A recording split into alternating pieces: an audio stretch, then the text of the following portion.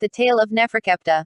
There are other tales of magic from Kem, notably the stories of Prince Sedna, son and court scribe of Ramses II, and Sedna's young son, Sayasar.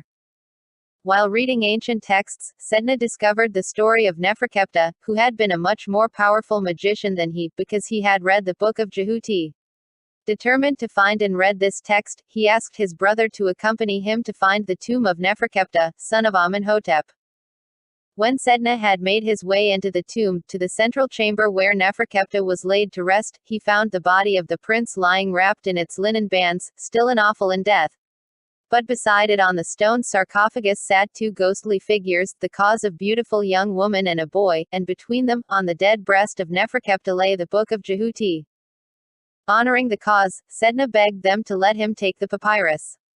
If they would not let him take it, he had the magic power to take it from them by force. The Ka of the woman, Ahura, let it be known to Sedna that the papyrus brought nothing but trouble to Nefrekeptah. She knew this, because she had been Nefrekeptah's wife, and the Ka of the boy had been Merab, their son. She and her sons' bodies were lying at Gebtu at the very edge of eastern Wasit. She and Nefrekeptah had been children of the Pharaoh and had wed by custom. Soon, their son had been born, yet Nefrekeptah cared more for knowledge. He thirsted after the wisdom of ancient texts and magic spells from ancient tombs. One day, while studying ancient shrines, a priest came and started taunting Nefrekeptah, "All that you read there is but worthless. I could tell you where lies the book of Jehuti, which the god of wisdom wrote with his own hand. When you have read its first page you will be able to enchant the heaven and the earth, the abyss, the mountains and the sea, and you shall know what the birds and the beasts and the reptiles are saying.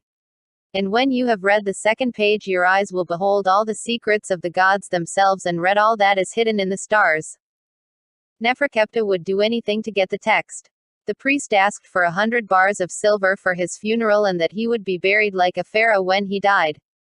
Without hesitation, Nefrekeptah did as the priest asked, desperate to find where the ancient wisdom of Jehuti was kept. The book of Jehuti lies beneath the middle of the Nile at Gebtu, in an iron box. In the iron box is a box of bronze, in the bronze box is a sycamore box, in the sycamore box is a silver box, in the silver box is a golden box, and in that lies the book of Jehuti. All around the iron box are twisted snakes and scorpions, and it is guarded by a serpent who cannot be slain.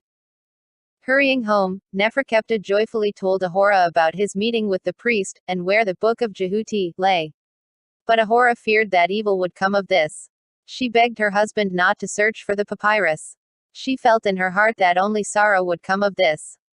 Rather than listening to his wife, Nefrekeptah set off to Pharaoh, who approved his mission. Setting up the royal barge, Nefrekeptah took his wife and son to Gebtu. Reaching their destination, the priests and priestesses of Auzit welcomed the family, and Nefrekeptah made sacrifices to the goddess and her son Heru. On the 5th day, Nefrekeptah left his family and worked great magic at the river. First, he created a magic cabin that full of men and tackle.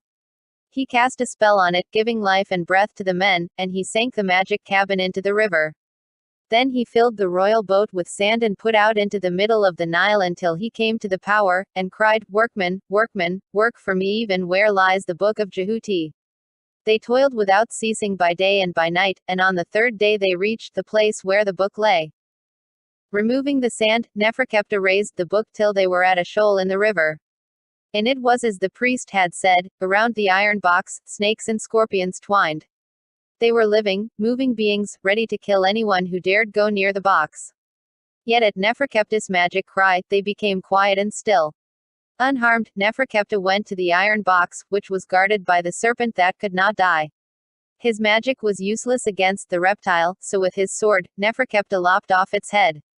Immediately, the serpent joined together, and made ready to stop the magician from reaching the iron box. Once again, Nefrekeptah beheaded the snake, and tried to toss the head into the river. Yet again, the serpent's head flew to the body and the reptile was alive, protecting the iron box. Nefrekeptah saw that the serpent could not be slain but must be overcome by cunning. So once more he struck off its head. But before head and boy could come together he put sand on each part so that when they tried to join they could not do so as there was sand between them, and the serpent that could not die lay helpless in 2 pieces. Opening the iron box, he found a bronze box. Then a box of sycamore wood. A box of ebony and ivory followed, then a box of silver and finally one of gold, as the priest had said. Opening the gold box, Nefrekeptah found the book of Jehuti. Reading the first page, Nefrekeptah found that he suddenly had power over the heavens and the earth, the abyss, the mountains and the sea. He understood what the beasts and the fishes were saying. Reading the next spell, he found out the secrets of the sun in the heavens, the moon and the stars. He also could see the gods themselves, who were hidden from the eyes of mortals. Taking the papyrus, he ordered the workmen to return him to Gebtu, where his wife was waiting for him. Offering her the papyrus, Ahura read the first and second spells, and had all the knowledge that her husband had learned from the book. Then Nefrekeptah took a clean piece of papyrus and wrote on it all the spells from the book of Jehuti. He took a cup of beer and washed off the words into it and drank it so that the knowledge of the spells entered his being. As they left on the royal barge to return home, their son Merab fell into the river and sank out of sight. Using the book, Nefrekeptah said the correct spell, but the little boy was dead. There was no magic that could bring him back to life. Calling Merab's Ka, he asked his son what had caused his death. The parents knew that it was not a normal drowning. And the Ka of Merab said, Jehuti the great god found that his book had been taken, and he hastened before Amen-Ra, saying, Nefrekeptah, son of Pharaoh Amenhotep, has found my magic box and slain its guards and taken my book with all the magic that is in it. And Ra replied to him, Deal with Nefrekeptah and all that is his as it seems good to you. I send out my power to work sorrow and bring punishment upon him and upon his wife and child. And that power from Ra passing through the will of Jehuti, drew me into river and drowned me. Heartbroken, they left Merab's body for embalming at Gebtu. Soon, the burial of their son was done and though sad, Nefrekeptah said that they should return home. Pharaoh should know of what happened, and though sad at the loss of his grandson, he would rejoice in the fact that they had the book of Jehuti. As they set out, they came to the place where Merab had drowned. Ahura felt the power of Ra take her and snatch her off the barge. She fell into the river, and she too was drowned. Calling for her Ka, Nefrekeptah heard the same story and returned once more to Gebtu for his wife's burial. Setting out for home once more, the boat reached Menepher. Pharaoh boarded the vessel when it reached port, only to find that Nefrekeptah himself was dead, the book of Jehuti, bound on his chest. Pharaoh buried Nefrekeptah with the book, and the cause of Ahura and Merab came to watch over the man they both loved. And now I have told you all the woe that has befallen us because we took and read the book of Jehuti, the book which you ask us to give up. It is not your, you have no claim to it, indeed for the sake of it we gave up our lives on earth.